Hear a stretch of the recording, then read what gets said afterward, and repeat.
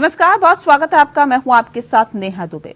राजस्थान के भजनलाल सरकार में राज्य मंत्री सुरेंद्र पाल सिंह टीटी ने इस्तीफा दे दिया है। श्रीकरणपुर विधानसभा चुनाव में हार के बाद अपने पद से उन्होंने इस्तीफा दे दिया है। बतौर उम्मीदवार चुनाव से पहले ही बीजेपी सरकार में टीटी को मंत्री पद की शपथ दिलाई गई थी। बीजेपी ने सुरेंद्र पाल सिंह टीटी को कृष्णा विपणन विभाग, कृषि सिंचित क्षेत्र विकास एवं जल उपयोगिता विभाग, इंदिरा गांधी नहर विभाग, अल्पसंख्यक मामलात एवं वक्फ विभाग की जिम्मेदारी सौंपी थी। उन्होंने 30 दिसंबर को मंत्री पद की शपथ ली थी और अब जब उन्हें चुनाव में हार का सामना करना पड़ा तो उन्होंने मंत्री पद से इस्तीफा दे दिया है। राजभवन के एक बयान में कहा है कि मुख्यमंत्री भजनलाल शर्मा ने मंत्री का इस्तीफा राज्यपाल कलराज मिश्र को भेज दिया है और उन्होंने स्वीकार कर लिया है। करणपुर विधानसभा सीट पर कांग्रेस उम्मीदवार रुपिंदर सिंह कुन्नर ने मंत्री को 11,283 वोटों के अंतर से हराया।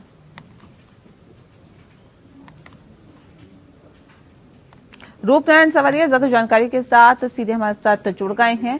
रूपनारायण, जानना चाहेंगे आपसे कि जिस तरह से बताया जा रहा है कि सुरेंद्र पाल सिंह टीटी ने इस्तीफा दे दिया है, उनका इस्तीफा मंजूर कर लिया गया है, क्या कुछ जानकारी है?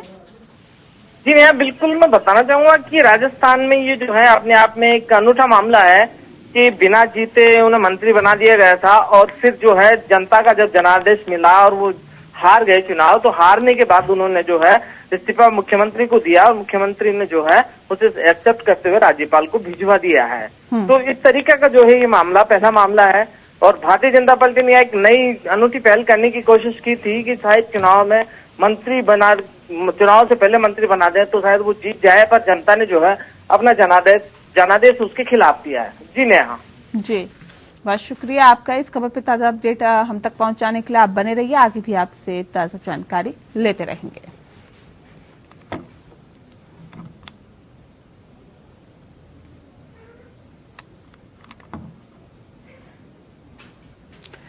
राजस्थान के राज्यपाल कलराज मिश्र ने विकसित भारत 2047 के लिए विश्वविद्यालयों को गुणवत्तापूर्ण शिक्षा केंद्र के रूप में अपनी पहचान बनाने के साथ ही वैश्विक आवश्यकताओं के अनुरूप अपने आप को तैयार करने पर जोर दिया। उन्होंने कहा कि विश्वविद्यालय शैक्षिक गुणवत्ता, शोध, अनुसंधान की मौलिक दृष्टि के साथ ही अपने आप को इस तरह के विकसित करे कि विदेशों से अभिभावक अपने बच्चों को भारत पढ़ने के लिए भेजने के लिए उत्सुक रहे। उन्होंने विकसित भारत के संकल्प के लिए उच्च शिक्षा से जुड़े युवाओं को आगे आकर महत्वपूर्ण भूमिका निभाने का भी आह्वान किया है। राज्यपाल कलराज मिश्र राजस्थान विश्वविद्यालय के 78वें स्थापना दिवस पर संबोधित कर रहे थे। उन्होंने कहा कि विश्वविद्यालय वे स्थान है जहां से ज्ञान के बीज अंकुरित होते हैं। यहीं से हमारी युवा पीढ़ी भविष्य के अंदर कुछ बनने के सपने संजोती है।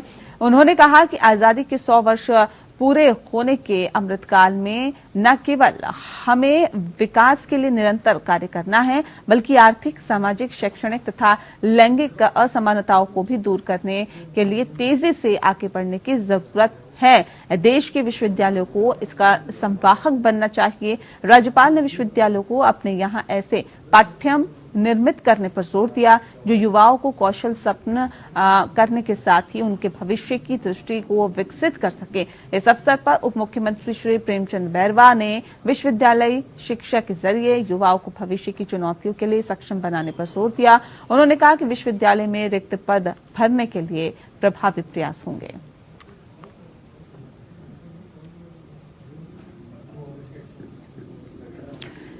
संसदीय क्षेत्र कोटा बूंदी के प्रवास पर स्पीकर ओम बिरला पहुंचे हुए हैं और विकसित भारत संकल्प यात्रा शिविर स्पीकर बिरला पहुंचे हुए हैं। बता दें आपको कि सांगोद विधानसभा क्षेत्र के मुंडला गांव में शिविर लगा है और स्पीकर बिरला ने शिविर में लाभार्थियों से संवाद किया।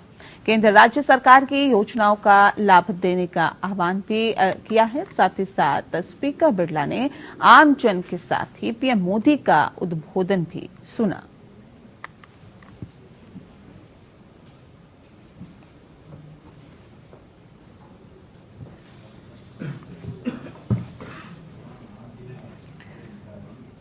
बगरू विधानसभा क्षेत्र के जगतपुरा में विकसित भारत संकल्प यात्रा शिविर लाभार्थियों से संवाद किया। इस दौरान माननीय प्रधानमंत्री वर्चुअल माध्यम से देश भर के लाभार्थियों से संवाद किया और वह माननीय प्रधानमंत्री नरेंद्र मोदी जी के ओजस्वी उद्बोधन को सुना और लाभकारी योजनाओं की विस्तृत जानकारी ली।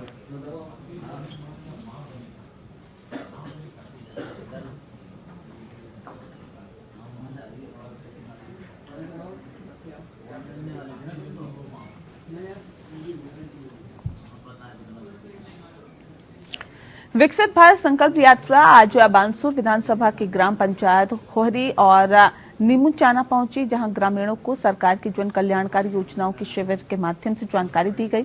लाभार्थियों को योजनाओं से जोड़ा गया। इस दौरान विधायक देवी सिंह शेखावत भी संकल्प यात्रा में पहुंचे और ग्रामीणों को सरकार की योजनाओं के बारे में बताया। उन्होंने कहा कि भाजपा की सरकार ने जो प्रदेश की जनता से वायदे किए थे वो अब धरातल पर उतरने लगे हैं। 1 जनवरी से मुख्यमंत्री भजनलाल शर्मा ने उज्ज्वला योजना के लाभार्थियों को 450 रुपए में गैस सिलेंडर दिया है और जिसका लाभार्थियों को लाभ मिल रहा है। जो लाभार्थी वंचित है उनका रजिस्ट्रेशन किया जा रहा है। जिन लोगों के पास मकान नहीं है उनको प्रधानमंत्री आवास योजना से जोड़ा जा रहा है। उन्होंने कहा कि पिछली कांग्रेस की सरकार में लोगों को केंद्र की योजनाओं का लाभ नहीं मिल सका और इस दौरान विधायक देवी सिंह शेखावत, भाजपा जिला उपाध्यक्ष श्रीकांत बोहरा, नीबूचाना मंडल अध्यक्ष सत्येंद्र शर्मा, चंद्रपाल यादव सहित सभी विभागों के अधिकारी और कर्मचारी मौजूद रहे।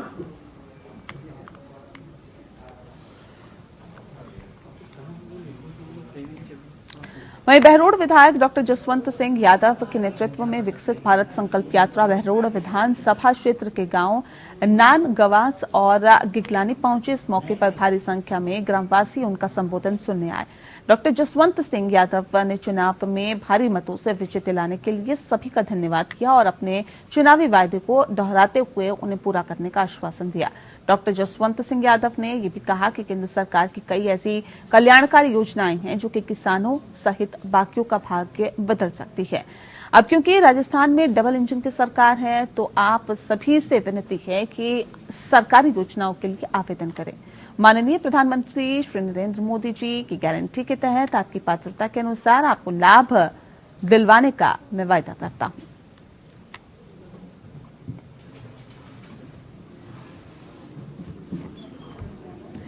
वहीं टोंक जिले के गहरोली ग्राम पंचायत में सांसद सुखबीर सिंह जौनपुरिया ने विकसित भारत संकल्प शिविर का निरीक्षण किया। शिविर में सभी विभागों के स्टॉल्स पर जाकर सांसद ने कर्मचारियों से योजनाओं की प्रगति, शिविर में ग्रामीणों के पीएचईटी और बिजली विभाग को लेकर शिकायत की। सांसद ने अधिकारियों को शिविर में नहीं आने का कारण पूछा और कर्मचारियों को जमकर फटकार लगाई। कार्यक्रम में सांसद समेत ग्रामीणों ने विकसित भारत संकल्प यात्रा को लेकर प्रधानमंत्री का लाइव संबोधन सुना। इस दौरान बीजेपी नेता नरेश बंसल, उप जिला प्रमुख आदेश कंवर समेत बीजेपी कार्यकर्ता मौजूद रहे। ना तो वहाँ पर रोड रिपेयर हुई है और अधिकारियों ने पाइपलाइन के पीछे 90% पेमेंट कर दी। अब दिक्कत इस बात की गांव के आदमी को पानी नहीं मिल रहा। जब गांव के आदमी को पानी नहीं मिल रहा तो फिर हमारा क्या फायदा? पैसे हमारे 90% पैसे खर्च हो गए और एक आदमी को लाभ नहीं मिल रहा, तो वो बहुत बड़ा डिस्प्यूट है। तो इसके लिए अभी बात करेंगे ताकि दोनों एससी को बुला के पिछले हफ्ते मीटिंग ली थी, अभी बात करेंगे ताकि हर घर से नल से जल जाए। उसके लिए माननीय प्रधान पैसे भी दे रहे हैं और अब डबल इंजन की सरकार बन गई। मैं समझता हूँ अब बहुत स्पीड से काम होगा। मैं समझता हूँ बहुत बड़ी लापरवाही है कि आईएन भी नहीं मिल पा रहा, एक्शन आता ही नहीं है। इस बात के लिए अभी कलेक्टर से पहले बात की थी, अभी कलेक्टर महोदय नहीं आई हैं, उनसे एक बार बात करेंगे ताकि अधिकारी आना चाहिए।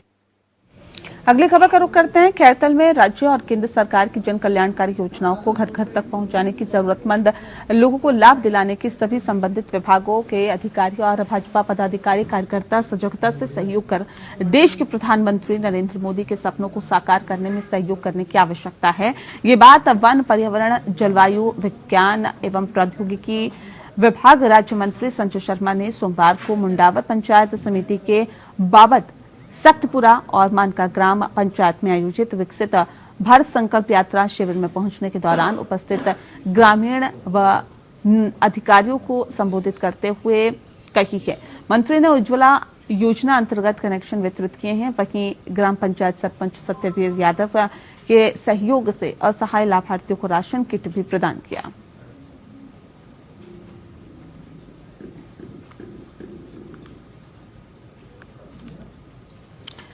तो खैरथल में राज्य और केंद्र सरकार की जन कल्याणकारी योजनाओं को घर घर तक पहुंचकर जरूरतमंद लाभ में सभी संबंधित विभागों के अधिकारी और भाजपा पदाधिकारी कार्यकर्ता सजगता से सहयोग कर देश के प्रधानमंत्री नरेंद्र मोदी के सपनों को साकार करने के लिए ये सहयोग देने की आवश्यकता पर बल दिया। साथ ही साथ इस बात को कहा वन पर्यावरण जलवायु विज्ञान एवं प्रौद्योगिकी विभाग राज्य मंत्री संजय शर्मा ने कहा कि तमाम जो योजनाएं सरकार की तरफ से चलाई जा रही है उन योजनाओं को घर घर तक पहुंचाना ताकि सभी को इसका लाभ मिल सके। मुंडावर पंचायत समिति के बाबत सख्तपुरा और मानक का ग्राम पंचायत में आयोजित विकसित भारत संकल्प यात्रा शिविर में पहुंचने के दौरान उपस्थित ग्रामीण और अधिकारियों को संबोधित करते हुए उन्होंने इस बात पर जोर दिया। मंत्री ने कहा कि उज्ज्वला योजना अंतर्गत कनेक्शन वितरित किए गए हैं। वहीं ग्राम पंचायत सरपंच सत्यवीर यादव के सहयोग से असहाय लाभार्थियों को राशन किट भी दी गई है। जयपुर से खबर है, भाजपा अल्पसंख्यक मोर्चे की ओर से प्रदेश भर में 3 तलाक, महिला आरक्षण जैसे गंभीर मामलों पर प्रधानमंत्री नरेंद्र मोदी द्वारा लिए गए फैसलों को लेकर धन्यवाद ज्ञापित किया गया। मोर्चा प्रदेश अध्यक्ष हमीद खान मेवाती ने बताया कि देश के प्रधानमंत्री नरेंद्र मोदी सरकार द्वारा मुस्लिम बहनों के हितार्थ के लिए ऐतिहासिक फैसलों से खुश होकर अल्पसंख्यक समाज के मुस्लिम बहनों ने प्रदेश भर में कलेक्टर के माध्यम से पीएम मोदी का शुक्रिया अदा किया।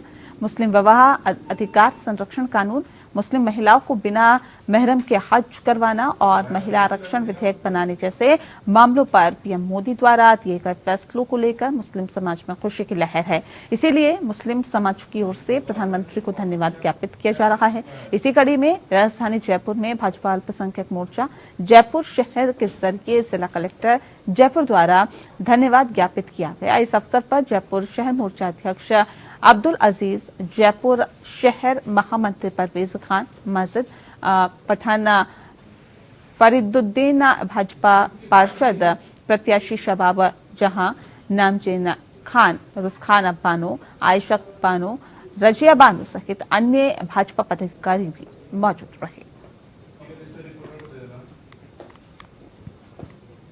आज पूरे राजस्थान के अंदर भाजपा अल्पसंख्यक मोर्चे की जो हमारी अल्पसंख्यक बहनें हैं उन्होंने माननीय प्रधानमंत्री जी को धन्यवाद ज्ञापन दिया है। इसमें माननीय प्रधानमंत्री जी ने जो 3 विधेयक पास किए उनके लिए बिना महरम के उन्होंने हज कराया, उन्होंने आरक्षण बिल पास किया और 3 तलाक से उन्होंने छुटकारा दिलाया, उसके लिए उन्होंने बिल पास किया। उसके लिए धन्यवाद देने के लिए आज हमारी अल्पसंख्यक बहनों ने पूरे राजस्थान के अंदर माननीय प्रधानमंत्री जी को धन्यवाद ज्ञापित किया है और उनके नेतृत्व में तीसरी बार भारत के अंदर सरकार बने उसके लिए उनके लिए दुआएं की है। जयपुर में नवनियुक्त हेरिटेज निगम आयुक्त अभिषेक सुराणा ने अधिकारियों की पहली बैठक ली। अधिकारियों को उनकी प्राथमिकताएं महसूस करवाई और 16 जनवरी से विशेष सफाई अभियान चलेगा। निगम का कार्य बहुत महत्वपूर्ण है, इसे हल्के में नहीं लेने के लिए भी कहा गया। साथ ही कहा कि अनियमितताओं पर सख्त कार्रवाई भी की जाएगी।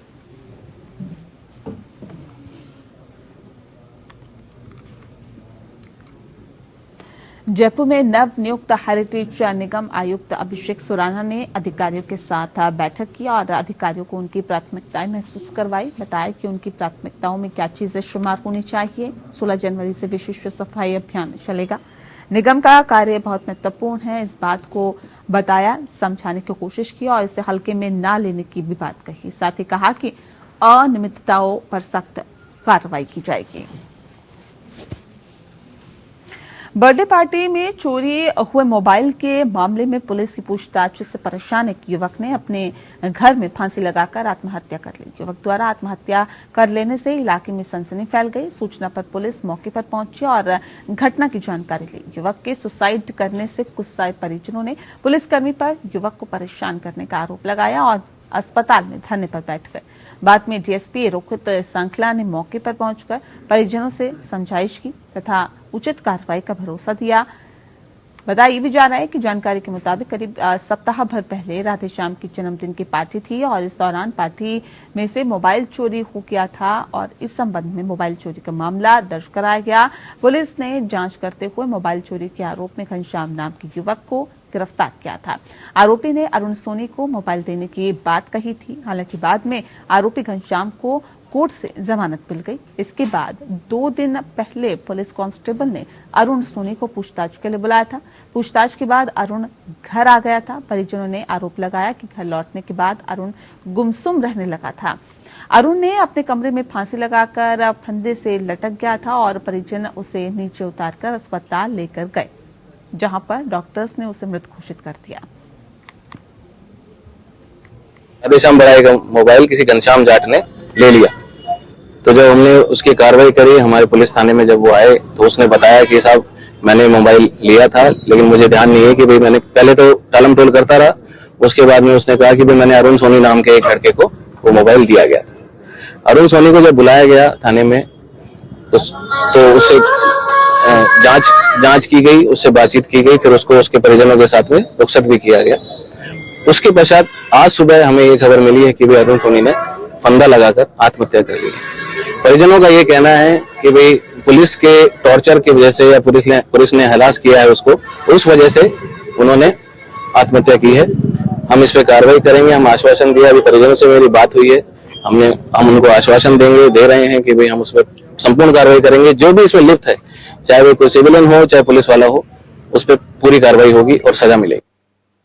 वहीं जिले के मारवाड़ जंक्शन थाना क्षेत्र के चलावास गांव के जैन मंदिर में 3 जनवरी को रात्रि के दान पत्र चोरी कर इसमें नकदी चुराने वाले 3 शातिर चोरों को पुलिस ने गिरफ्तार कर लिया है। पुलिस ने बताया है कि इसे मंदिर में काम करने वाले श्रमिक ही चोर निकले। उन्होंने चोरी की वारदात को अंजाम दिया है। नाना क्षेत्र के उक्त श्रमिकों ने ही चोरी की वारदात को अंजाम दिया। पुलिस द्वारा 3 शातिर चोरों को गिरफ्तार किया गया, जिनसे गहन पूछताछ की जा रही है। क्षेत्र में बड़ी चोरियों की वारदात खुलने के आसार भी लग रहे हैं।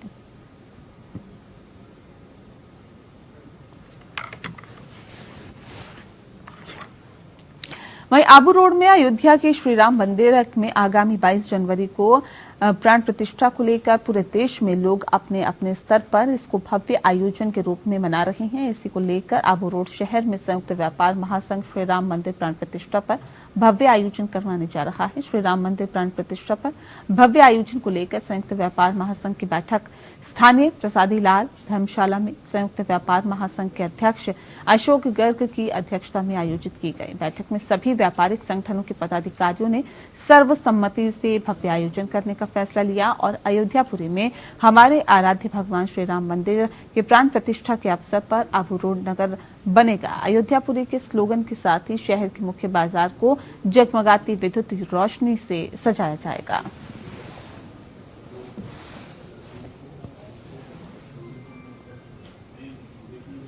और चलिए इसी के साथ फिलहाल इस बुलेटिन में इतना ही। नमस्कार।